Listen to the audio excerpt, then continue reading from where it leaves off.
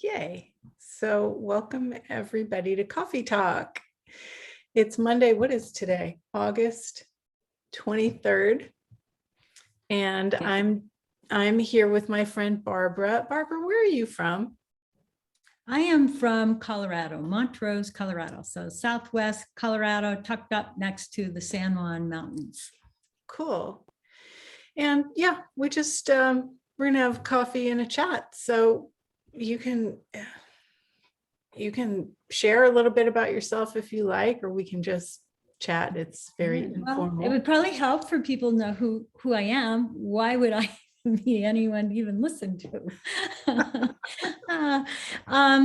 Actually, I've been in Access Consciousness for several years, and I'm a certified facilitator. I'm a symphony of dance practitioner, and I'm a bars facilitator, an energetic facelift facilitator, and a body process facilitator.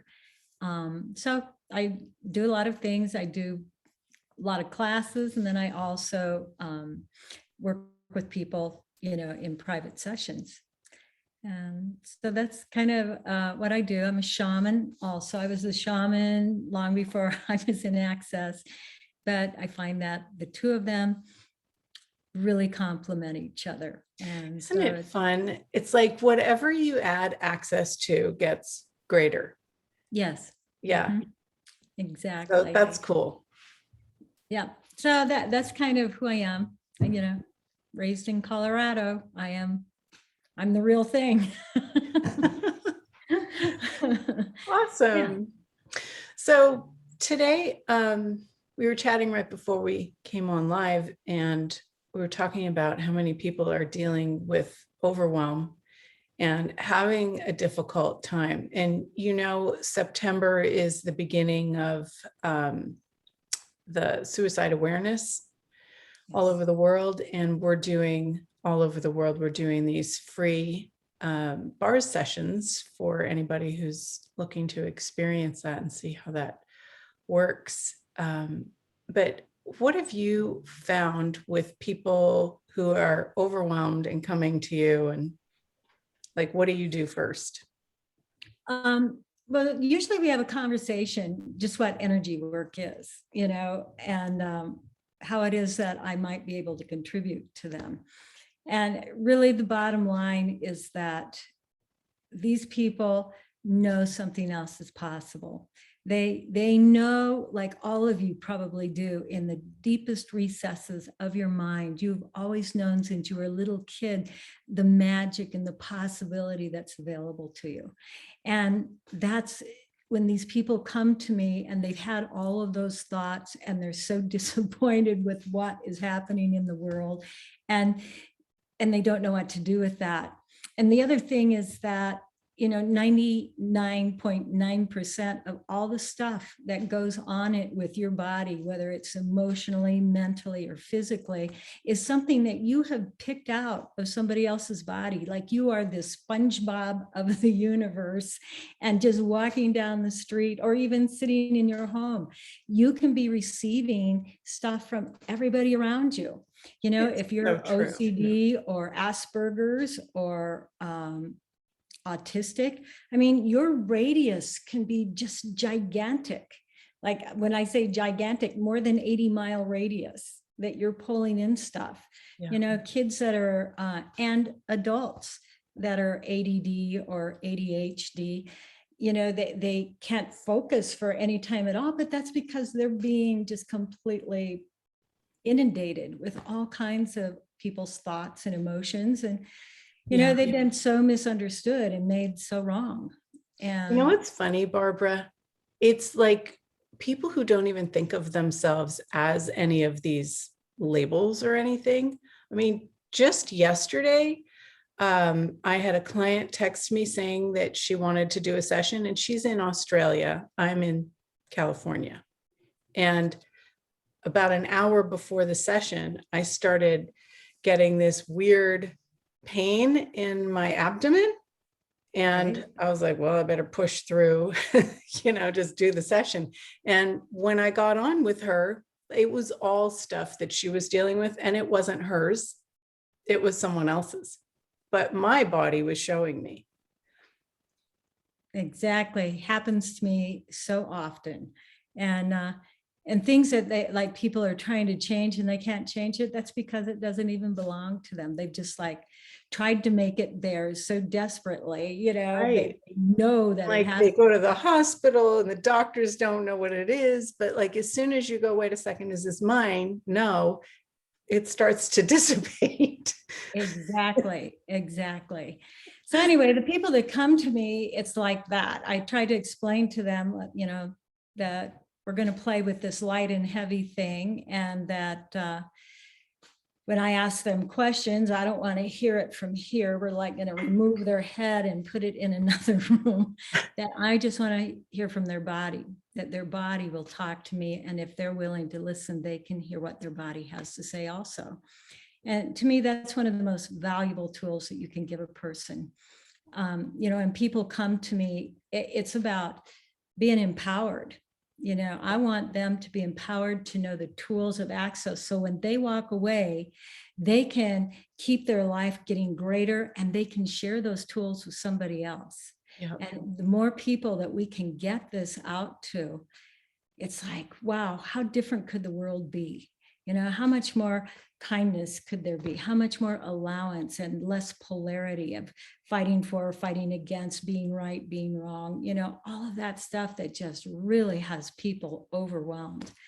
And, you know, and people, they'll get onto all of the news stations and then they hear it from this way and then they hear something that way and they're so confused. What do they believe? You know, so if you can actually learn to communicate with your body, you'll know what's true for you. And that isn't necessarily what's true for Julie or true for me. You know, it's like whatever is light for you is what you need to listen to and follow that energy in your life. So It's true. And not going it to come from someone shortcuts else. all of the mental stuff. Yeah. Yeah. Yeah, you just bypass all of that. I mean, for me, it's like I used to be the biggest head tripper in the world. It's like just to take a test was like overwhelmed for me because I just couldn't. I would pick an answer and then I would question it and challenge it. And oh my God. And I did that my whole life until I learned how to listen to my body. And now it's like when I have to make a choice or whatever about something, instead of like going into weighing all of the right and the wrong and will it work, and won't it work and all that, I just ask my body, truth body, if I choose this, will it create greater?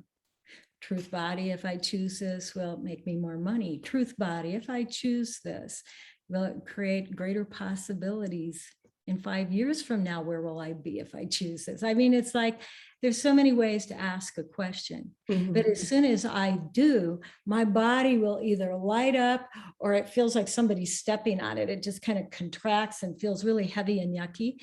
That's all I need to know. If I Mhm. follow the energy like that, then Mhm. something really amazing is going to show up. Yeah. That's awesome. Yeah. Yeah. I was remembering when you were saying that, I was remembering a long time ago, I think it was before Access, that I had a doctor's appointment to have something removed. And the closer it got to that appointment, the more like anxietous I got. And I was like, you know what, I'm not going to do it. So I canceled the appointment. And then maybe a year later, I was having something else checked, like I had scar tissue or something, and I went to a plastic surgeon. And so I asked him about the other thing. And he said, had you had that removed, you probably would have hemorrhaged and died because it wasn't what the other doctor thought. And I was like, oh my God. So Right. it doesn't even have to be this mental, like what's going to create more. Your body knows, and your body will give you awareness in subtle ways. And then it'll build it up if you're not listening, and it'll become louder and louder. You know, Access has this body process that can reverse the vaccination for people that have taken it, and then they are like, oh my God, what did I do, kind of thing. Mm. And so my husband has been kind of questioning whether he got vaccinated, by the way. And I chose not to because it was really heavy for my body. It made me feel like I was going to throw up every time I considered it. So it wasn't political. It wasn't about, aligning, agreeing with anything other than I just listened to my body. It said, don't do it. So I didn't.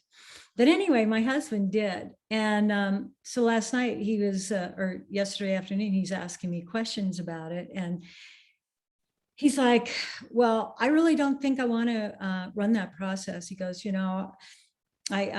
I'm thinking that I need to stay protected and blah, blah, blah. And I said, okay, that's fine. And I said, can we just ask some questions? And he goes, okay. And so we started asking questions, and, they were like back and forth, all the different questions we were asking, whether he should or not. And then I just said, hey, why don't you ask your body, truth body, will this process create greater for you? And so he asked his body, and my husband is not an access person. He seldom uses the tools. But when he asked that question, his eyes, he just went like this. And it was like, he goes, wow, that was really light. I mean, that was the first time I think he ever really got it that profoundly. And I thought, body, how awesome are you that you actually just really spoke up and let him know, what was going to create greater for you. And so then I ran the process on him last night. That's so cool. And how awesome are you that you can just be an allowance of whatever and still ask him like, hey, are you sure? Like, is this what your body really wants? Right. So cool. It's just being an allowance of people and wishing so much that more people could get on that, just instead of being all that polarity, if they could just be an allowance for people choosing differently than them. It isn't about everybody looking exactly alike and functioning exactly alike. And just becoming more aware that it's okay that they choose that. You do not have to participate with that. You get to choose. And if it's not like to do it, then don't friggin' do it. Yeah. Choose you. Yeah. I noticed that when I went and visited family and they were watching the news all the time, how like the news people, they're really good actors because what they're saying, it's very convincing. So I can see how people would get that angst when they don't know that when you have a truth and a lie combined, that you get this angst. If what they were saying was all true and true for everybody, you wouldn't feel that way. It would feel light. So exactly. The awareness of the angst is your body telling you, not all of this is true. So you can ask, what part is true and what part's a lie? And what can I choose? And that will start to lessen those crunchy feelings. Exactly. That's a good way to describe it, the crunchy feelings. I wanted to talk just a little bit about some of the clients that have been coming to me and what their crunchy is. Cool. And, a lot of them are just really unaware that a lot of what they've got going on in their body doesn't belong to them, like we talked about before. The thing is there are so many people in the world right now that are just so confused, so stressed out, so fear-driven that they just want to die. They just want to be out, or they've done something to their bodies and their bodies are just so overwhelmingly sad and depressed, and that they're hearing the bodies and they're receiving information from other bodies. And that's what's accumulating in their being that weighs them down and constricts them, makes them feel sick, whatever. So what I would offer to the people that are watching right now is the simple tool that I have given them. This is to a woman that came to me a couple of weeks ago that was suicidal. And I told her, okay, so I worked with her, did a session with her. And after that was done, I gave her tools. That's what I do with all my clients. I give them tools the minute they're off the table on a little piece of paper, take these home and play with one or two of these a week. And so the one I asked her to play with immediately was just expanding herself out. You know, she had this amazing energy and she was just so aware. Everything that I was perceiving in her body, she was picking that up too. The light, the heavies of everything I was asking her body, I was moving through it. And so what was super cool is I talked to her last week and I said, so, you know, how are things going? And she said, you know what? She goes, those tools are magical that you gave me. She goes, I use that expanding out tool every single day. And that, you know, a couple of others she mentioned, but she said that expanding out thing has saved me. She says, every time things start to be feeling like they're closing in on me, she goes, all I do is expand my energy out to the size of the universe and it just goes away.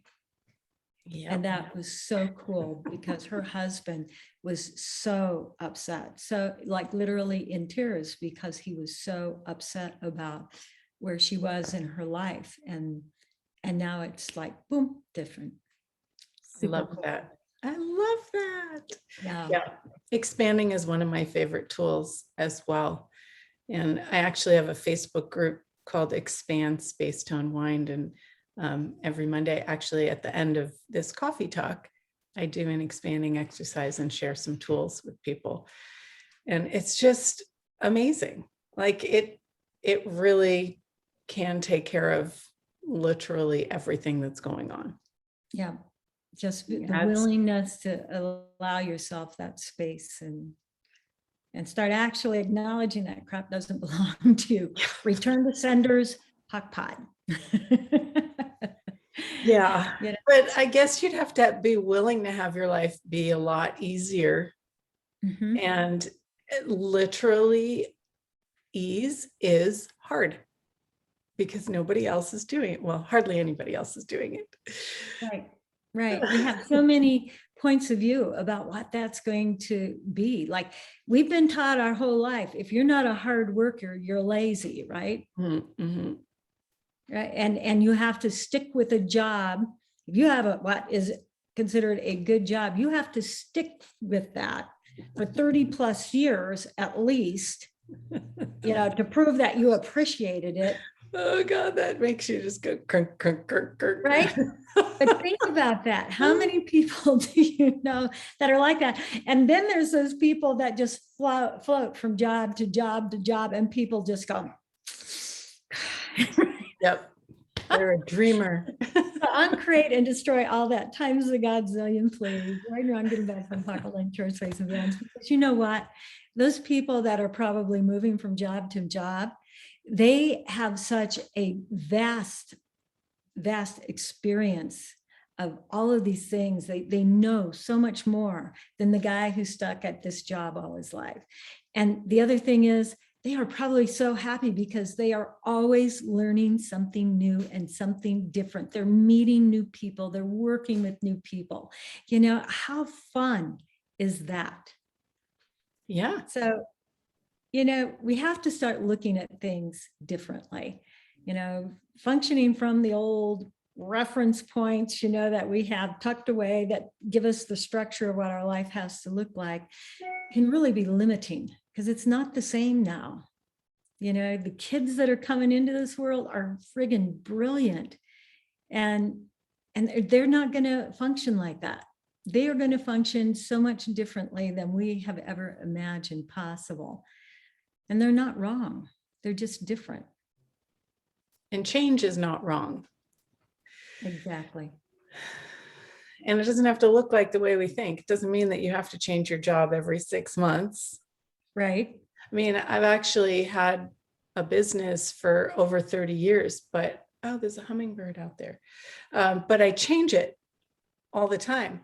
Oh, he just looked at me. Oh, that was so wild. He's like on a flower. And then he came and like looked at me and then he left.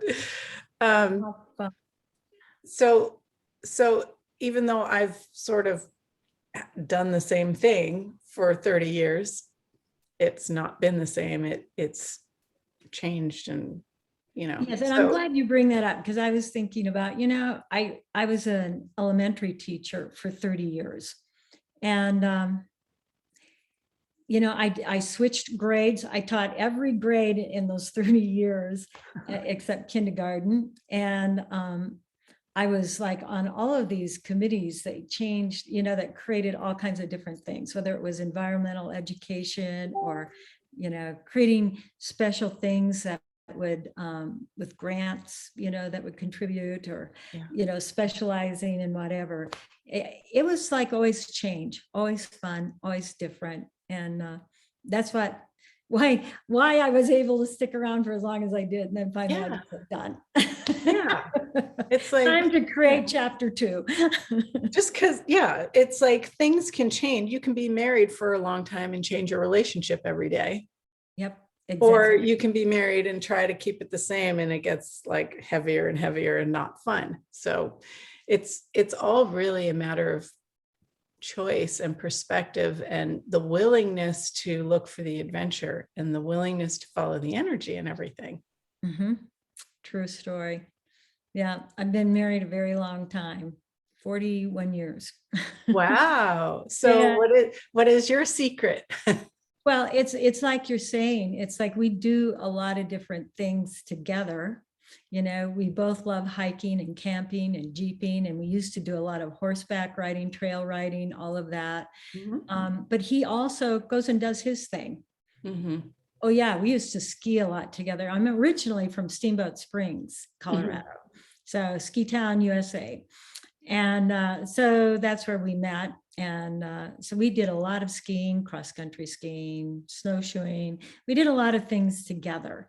And but at the same time, we've always allowed each other to go do whatever. My husband traveled all over the United States, with the ski racing stuff. And then he actually went to 4 different Olympics and worked at the Olympics as a liaison between ski racing and the NBC crew. And so, he would be gone for like a month or 5 weeks or whatever, doing that kind of stuff. And, I stayed at home and raised the kids, but I had my job and wasn't able to leave. But that's where our whole life has been. Then Mhm. I'll take off and go to conferences and he says like, okay, see you when you get back, kind of That's thing. So we've awesome. always had that allowance of each other, wanting to do things together, but also being an allowance of us being different and coming back with all of these fun experiences to tell each other about. And that really, I think, has worked better for us than anything. It's just really being an allowance of us Wow. being different, not trying to change each other. Gave up on that a long time ago. Yeah, That's great. That's awesome. yeah. Yeah. And not having to give yourself up. That's like the biggest thing. Well, Me this is a question that people ask me all the time is like, how does that work that you're in access consciousness and being a shaman and doing all these really different things? And he's not. And so how does that work? And honestly, when I first started actively doing shaman work, it kind of creeped him out. He didn't like it. And then when I started Access Consciousness, he was kind of standoffish about that, not sure.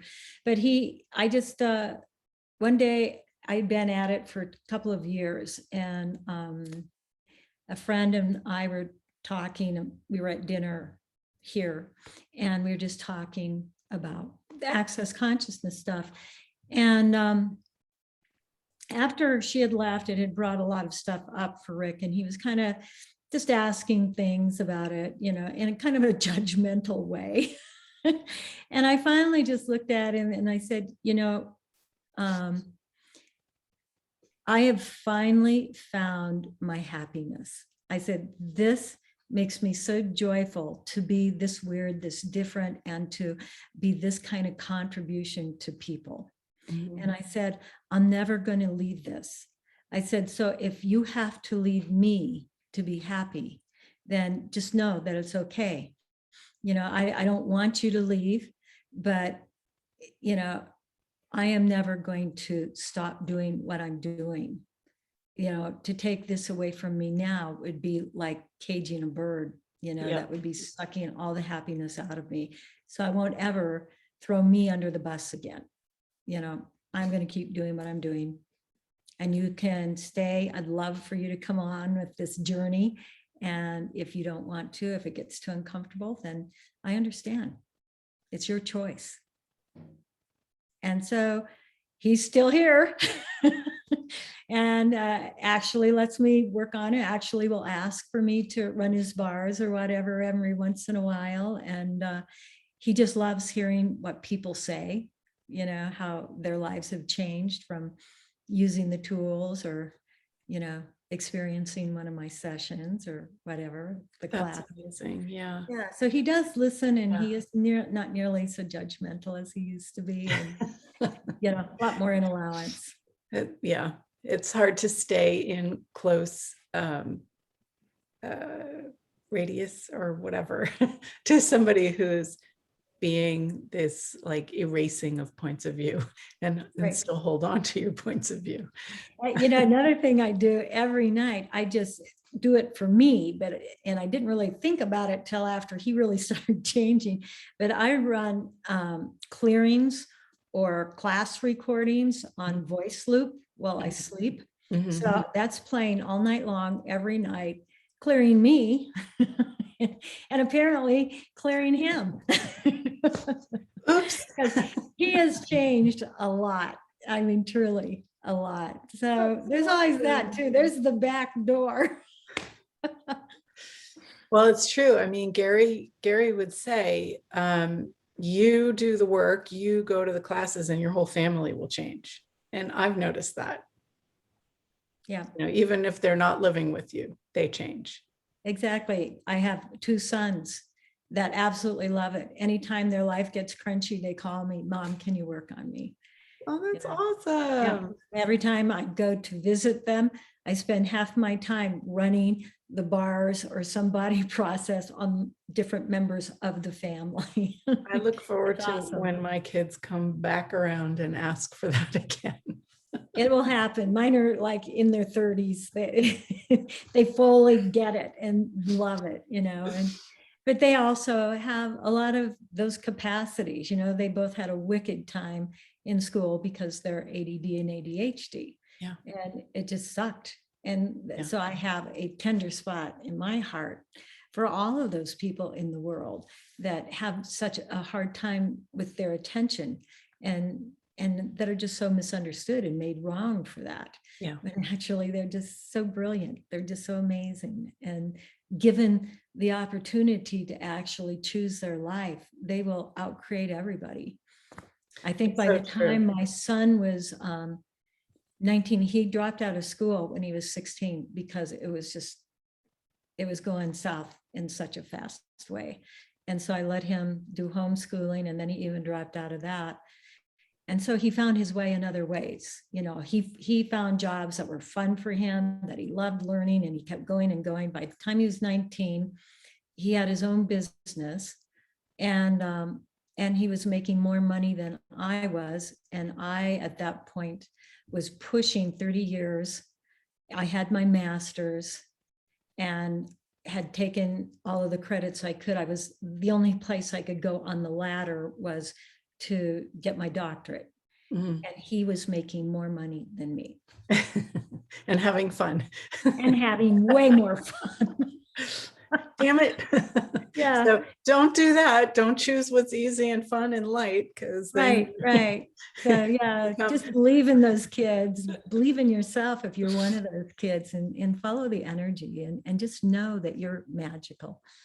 So cool. It was awesome having you. Thank you Well, it so was much. I super can't fun. believe the half hour is already up. Maybe we could have another conversation on my other podcast, the Red Lipstick Diaries, which is more about relationships and things like that. Oh, okay. So that would be Cool. fun. Yeah. let me know. Well, it was really nice to see your face. It's been a while since I've been to a know, live class, being and in this person, I know. it was fun to Well, see you. yeah, and thanks everybody for listening in, and we'll see you next week. Okay. Bye.